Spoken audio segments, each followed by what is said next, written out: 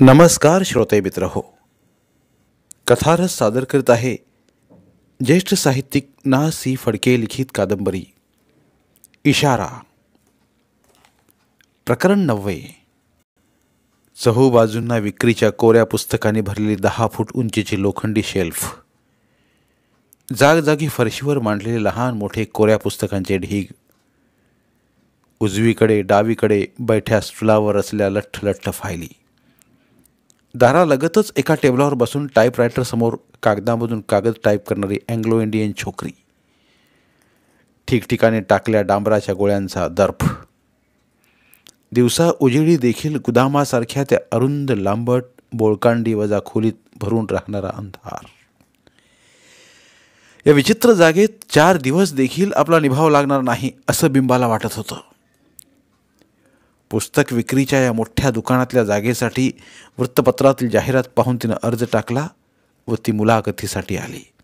तेव्हा दुकानाच्या मुख्य मालकाची व तिची भेट झाली होती. ती दुकानाच्या पुढच्या दर्शनी दालनात.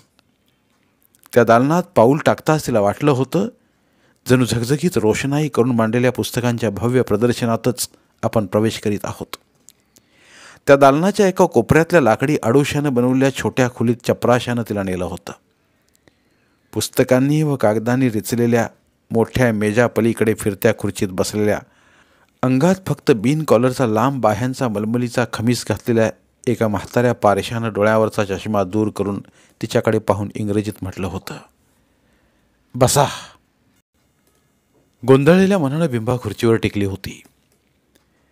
एखाद्या पसरट वाटीसारखी भासणारी डोक्यावरची टाचकी टोपी सरसावून टेबलावरची एक चांदीची छोटी डबी उचलून तिच्यातील तपकिरीची चिमूट घेऊन ती उजव्या डाव्या नागपुडीत चोंदून म्हाताऱ्याने इंग्रजीत विचारलं, तुमचं नाव बिंबा आठवाले का? बिंबा म्हणाली, नाही, आठवले.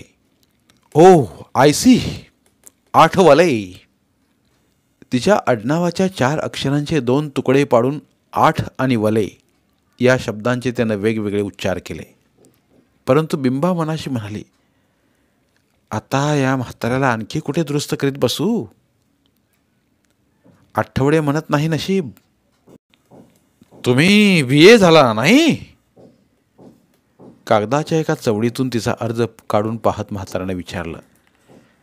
नाही, इंटर झाले आहे. तुमचं इंग्रजी चांगलं आहे? होय, आमच्या कॉलेजच्या प्रिन्सिपलचं आणि इंग्रजीच्या प्रोफेसरांचं अशी 2 सर्टिफिकेटे अर्जाला जोडली आहेत मी. होय, पाहिले आहेत मी, चांगली आहेत. इथलं काम तुम्हाला जमेल का? काय करावं लागेल? रोज बाहेर गावाहून पुस्तकांच्या मागण्या येतात. त्यातली कोणती पुस्तकं आहेत नाहीत पाहायचं, त्याप्रमाणे उत्तरं तयार करायची. असतील ती पुस्तकं काढायची. बिलं तयार करणारा माणूस आहे, त्याच्याकडून बिलं तयार करून घ्यायची. पॅकिंग करणारा माणूस आहे, त्याच्याकडून पुस्तकं बांधून घ्यायची. थोडक्यात म्हणजे मागण्यांप्रमाणे पुस्तकांचं डिस्पॅचिंग करायचं. बिंबा म्हणाली, हे काम जमेल मला, परंतु तुम्ही पगार फार थोडा लिहिला आहे जाहिरातीत. जरा जास्त पगार हवा मला. पुण्याहून इकडे मुंबईस येऊन राहणार आहे मी. माझ्या आईला आणावं लागेल. नीटपणे राहता येईल एवढा तर पगार हवा. म्हातारा हसला. आम्ही 250 रुपये देतो, ते काय कमी झाले? काम अगदी साधं सोपं आहे. मग तो एकदम मराठीत म्हणाला, 75 म्हणजे काय कमती नाही, लई लोक येऊन जातात. मग त्याच्या बोलण्याची गाडी पुन्हा इंग्रजी रुळावर गेली. तुमचे इंग्रजीचे प्रोफेसर गॉडबोले माझ्या चांगल्या परिचयाचे आहेत. कॉलेजसाठी पुस्तके घ्यायला ते आमच्याच दुकानात येतात. त्यांनी तुमची फार शिफारस माझ्याजवळ केली, म्हणून अजून जागा रिकामी ठेवली मी आपली फार आभारी आहे. परंतु मुंबईच्या राणीला पुरेल इतका पगार हवा ना. म्हातारीची नजर हातातल्या तपकिरीच्या डबीकडे होती. त्याचा फायदा घेऊन तिनं त्याच्याकडे निरखून पाहिलं. प्रोफेसर गोडबोल्यांनी तिला सांगितलं होतं त्याची तिला आठवण झाली. दुकानाचा मुख्य मालक काकाजी म्हणजे पक्का मारवाडी आहे. एक पै हातातून उगीच सोडायची नाही त्याच्या. परंतु तुम्हीही जरा ओढून धरा. तुमच्याविषयी त्यांचं चांगलं इम्प्रेशन झालं तर काकाजी 5-10 रुपये अधिक देईल. तिनं म्हटलं, माझं घर मुंबईत असतं तर मी नसता मागितला जास्त पगार, पण मला पुण्याचं बिराड मोडून यावं लागेल. जागा भाड्यातच माझे 20-25 रुपये जातील. आपलं दुकान फार नामांकित आहे. आपल्याकडे काम करण्याची संधी मला मिळाली तर. ही प्रशंसा ऐकून काकाजी खुश झाला की काय कुणास ठाऊक. तो म्हणाला, ठीक ठीक, असं करू. पगार म्हणून तुम्हाला 500 रुपयेच मिळतील, पण त्याच्या भरीला 10 रुपयांचा अलाउन्स देऊ. मग तर झालं. Will you be satisfied? बिंबानं हास्य केलं आणि म्हटलं, थँक्यू सर. मग तुम्ही कामावर केव्हा येता? सांगाल तेव्हा. वाटल्यास आलेच आहे तर कामालाच लागते.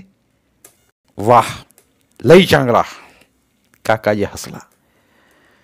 बिंबानं पाहिलं तो त्याच्या नाकपुड्यांखालच्या जागेवर तपकिरीचा केवढा तरी पुंजका तसाच होता. तो त्याच्या गोऱ्या पान भादरल्या ओठावर मिशीसारखा भासत होता. काकाजी मोठ्यांदा म्हणाला, परवीज, परवीज. त्या शब्दाचा अर्थ बिंबाला कळाला नाही, पण तितक्यात एक बुटका जाड अंगाचा, काकाजीप्रमाणेच डोक्याला वाटीसारखी टोपी पण खाली अंगात कडक कॉलरचा आणि कडक कफांचा शर्ट घातलेला एक तरुण पार्टिशनचं दार लोटून आत आला. तेव्हा तिनं ओळखलं की परवीज हे या तरुणाचं नाव असावं. त्याची अंगलट आणि चेहऱ्याची ठेवण इतकी हुबेहूब काकाजींसारखी होती की तो काकाजीचा धाकटा भाऊ म्हणून कोणी सांगण्याची गरजच नव्हती. नाकावरची तपकीर चोळीत काकाजी मराठीत म्हणाला, अरे परवीज, यांचं नाव आठवाले. बिंबा मनातल्या मनात समजून चुकली की आता आठवाले हेच नाव या दुकानात आपल्या वाट्याला येणार. यांना एक फॉर्मल अपॉइंटमेंट लेटर करून निशान दे आणि त्यांना यांचं काम बी समजावून घाल.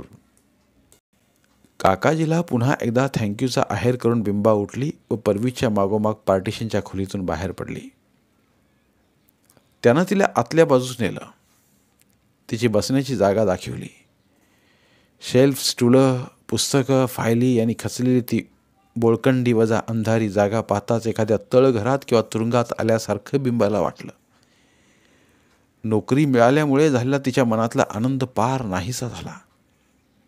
तिच्या मनात आलं, गोदामासारख्या या चमत्कारिक अंधाऱ्या जागेत 7-8 तास काम करण्याच्या दिव्यात 4 दिवस तरी आपला निभाव लागेल की नाही कोण जाणे. तिचं काम समजावून देऊन परवीज निघून गेला तेव्हा तिनं टेबलावर कोपरं टेकली, डोळे मिटले, मान खाली घातली आणि तळहाताने तोंड झाकून घेतलं. मनातल्या मनात ती त्वेषानं ओरडली, ही काय परिस्थिती आली माझ्या वाट्याला. दाराशी बसलेली अँग्लो इंडियन छोकरी टाईपरायटर कटाकटा बडवीत होती. त्याची कटकट त्या गुदामात भरवून राहिली होती. डांबराच्या गोळ्यांचा दर्प पसरला होता. ही काय परिस्थिती आली माझ्या वाट्याला. बिंबा हुंदके देऊन रडू लागली. तिला काकांची एकदम तीव्र आठवण झाली. 2 वर्षांपूर्वी तिच्या काकाने अखेरचे डोळे मिटले त्यावेळेस, काका, आम्हाला सोडून कसे गेलात. आम्ही आता काय करायचं. जिवंत कशाला राहायचं. असा हृदयभेदक विलाप तिनं केला होता. गेल्या 2 वर्षात कितीदा तरी मनातल्या मनात तिनं आक्रोशाचे ते उद्गार काढले होते. आत्ताही तिच्या पिळवटलेल्या अंतकरणावर हेच उद्गार उठले. केशवबुवांचं देहावसान झालं ते अकस्मात. पूर्वी 2-3 वेळा कीर्तन करता करता त्यांच्या छातीत कळ यावे असे प्रसंग घडले होते, परंतु त्या विकाराचं स्वरूप गंभीर असेल असं कुणालाच वाटलं नव्हतं. डॉक्टरांकडे जावं, सल्ला घ्यावा असले विचार श्रीमंत लोक करू शकतात. केशवबुवांनी आपल्या तक्रारीकडे दुर्लक्ष केलं. ताई विनाकारण घाबरतील म्हणून त्यांनी कधी आपल्या तक्रारीची संपूर्ण कल्पना दिली नव्हती. त्यामुळे संमेलनातला सत्कार समारंभ आटोपून घरी जाताना वाटेतच ते घाबरे झाले व विठोबानं त्यांना टांग्यात घालून घरी आणलं तेव्हा ताई जरी भांबावून गेल्या तरी त्यांना भलती शंका आली नाही. पित्त झालं असेल, अतिश्रमाने थकवा आला असेल अशीच कल्पना करून त्यांनी धीर धरला. घरगुती उपाय केले. त्या उपायांचा व्यर्थपणा लक्षात आल्यावर मात्र त्यांचा धीर एकदम खचला. डॉक्टर आल्यावर त्यांनी जे सांगितलं ते ऐकल्यावर तर संकटाची त्यांना पुरतीच कल्पना आली. समोर उभ्या असलेल्या विठोबाकडे वर बघून विनवणीच्या स्वरात त्या काकुलतीनं म्हणाल्या, कोणीतरी धावत स्टेशनवर जा रे, बिंबाला घेऊन या. आपलं सांगणं कितीसं सुसंगत आहे. स्टेशनवर गेलेल्या बिंबाला तिथल्या गर्दीतून शोधून घेऊन येणं शक्य कितीसं आहे याचा विचार करण्याच्या मनस्थितीत त्या नव्हत्या. त्यांचं मन हादरून गेलं होतं ते अशा भयानं की बिंबा परत येण्यापूर्वीच आपल्या पतीवर मृत्यू झडप घालील काय. विठोबा बिंबाला घेऊन आला त्यांना दिसला तेव्हा त्यांना केविलवानं समाधान वाटलं. परंतु बिंबानं बापाच्या अंगाला मिठी मारली आणि टाहो फोडला तेव्हा त्यांचा उरच फुटला. काकाने आपल्याला ओळखलं की नाही ते त्यांच्या नजरेवरून बिंबाला कळेना. काका काका म्हणून ती ओरडू लागली. त्यांच्या नजरेतला प्रकाश झपाट्यानं विझत आहे असं तिला दिसलं. थोड्याच वेळात सारा कारभार आटोपला आणि नंतर जो आकांत झाला ती रडारड ऐकून गोळा झालेल्या शेजाऱ्या पाजाऱ्यांना ऐकवेना. नंतरच्या दिवसात मायलिकी जिवंत होत्या इतकंच. एकाएकी वीज पडून घर उद्ध्वस्त झालं होतं. आधार तुटला होता. संसार मोडला होता. गरिबी श्रीमंती संतोषानं राहण्याचं काकांचं तत्त्वज्ञान, त्या तत्त्वज्ञानाशी तिच्या मनानं केलेलं भांडण, या साऱ्या गोष्टी बिंबा पार विसरून गेली होती. एकाच विचारानं तिचं मन भडबडून येत होतं. काका गेले, आपल्याला सोडून कायमचे गेले, अकस्मात गेले. त्यांचे गुण तिला आठवू लागले. त्यांची माया परोपरीनं आठवू लागली. त्यांच्या सहवासाचा निर्मळ आनंद आठवू लागला आणि दुःखाची धार अंतःकरणावरून फिरवणारा विचार मनात येऊ लागला. संपलं, हे सारं संपलं. तिला वाटे खरं म्हणजे आमचं दोघींचं जगणंच आता अक्षरशः संपलं. ते काही खोटं नव्हतं. साधारण सुस्थितीतल्या कुटुंबातला देखील कर्ता पुरुष गेला की घर उघडं पडतं. जी माणसं मागं उरतात त्यांच्या पायाखालची जमीनच दुभंगते. केशवबुवांचा संसार तर आधीच ओढाताणीचा होता. विद्या, लौकिक आणि हरिकीर्तनाचा आनंद याखेरीज पदरी काही साठवण्याची बुद्धीच त्याने ठेवली नव्हती. पोटापुरतं मिळत होतं या गोष्टीलाच ते सुखाचा संसार समजून होते. भविष्याची तरतूद त्यांनी शून्य केली होती. ते होते तोपर्यंत भविष्यकाळ दूर होता. परंतु आता तो एकदम अंगाशी भिडून त्याला वर्तमानाचं स्वरूप आलं आणि मायलेकीनं तो भूतासारखा वाटू लागला. त्या दोघींनी कसे दिवस काढले असतील त्यांचं त्यांना माहीत. विठोबा गुरव होता म्हणूनच त्यांना निभाव लागला. फोनोग्राफच्या रेकॉर्ड्स तयार करणारी एक नवीन कंपनी मुंबईत निघाली. तिच्या चालकांपैकी एकाशी विठोबाची पुष्कळ ओळख होती. बिंबाच्या 12 गाण्यांच्या रेकॉर्ड्स त्या कंपनीकडून घेऊविण्याची व्यवस्था विठोबाने केली. मायलेकींच्या हातात थोडी रक्कम आली. या कंपनीनं काढलेल्या शाखा कचेरीत बिंबाला अर्ध्यावेळची नोकरीही विठोबाने मिळवून दिली. प्रोफेसर गोडबोले यांनी प्रिन्सिपलकडून बिंबाला नादारीही देवविली. कॉलेज सोडण्याची वेळ तिच्यावर आली. इंटरची परीक्षा ती उत्तीर्ण होऊ शकली. आता 2 वर्षात BA होण्याची आशा तिला करता येत होती. परंतु हा शब्द बिंबाच्या मनात सतत उभा राहू लागला. त्या एका शब्दातून विचार स्फोट होऊन फुटल्यासारखे फुटत. त्या विचारांना आळा घालणं तिला कठीण जाई. 2 वर्षांचा अवधी लोटल्यामुळे काकांच्या आकस्मिक मृत्यूचं दुःख तिच्या मनातून नाहीसं होण्यासारखं नव्हतं. परंतु माणसाच्या सगळ्याच भावना कालचक्राखाली घुटल्या जाऊन झिजतात. तिचं दुःख आता तीव्र राहिलं नव्हतं. ते मनावेगळं करून स्वतःच्या आयुष्याचा आणि भवितव्याचा विचार ती करू शकत होती. म्हणून तिला वाटे BA झाले तरी पुढे काय. मिळवीन एखादी मामुली नोकरी आणि चालवीन कसाबसा 2 जीवांचा योगक्षेम. परंतु गरिबीतून सुटका नाही होणार. ज्या गरिबीचं दुःख तिला बालपणापासून वाटलं होतं, ज्या गरिबीची चीड तिनं आत्तापर्यंत जन्मभर सोसली होती, ज्याची बंधनं तोडण्यासाठी ती सदा उत्सुक होती. तिचे पास तिच्याभोवती घट्ट राहणार होतेच. गरिबीच्या कोंडवाड्यातून तिची काही सुटका होणार नव्हती. प्रथम हे विचार मनात येऊ लागले की ती त्यांना बांध घाली. कोंडवाड्यातून सुटका नाही खरी, मग आता त्याला काय करायचं असं म्हणून ती प्राप्त परिस्थितीपुढे मान झुकवण्याची तयारी करी. परंतु काकांच्या मृत्यूबद्दलचं तिचं दुःख जो जुनं होऊ लागलं तो तिच्या मनात एक नवीन विचार उद्भवू लागला. BA पर्यंतचं शिक्षण पुरं करण्याच्या ठरीव चाकोरीऐवजी निराळ्या वाटेनं आपल्याला जाता येईल. ती वाट काकांनी बंद केली होती. आता त्या वाटेनं आपल्याला जाता येईल. जायला कोणाची हरकत होती? सिनेमावाले ते लोक त्यावेळेस काकांचा नकार घेऊन परत गेले होते, परंतु आता त्यांना आपला रुकार आपण कळवला तर. बिंबानं ताईंच्या जवळ हळूच गोष्ट काढली.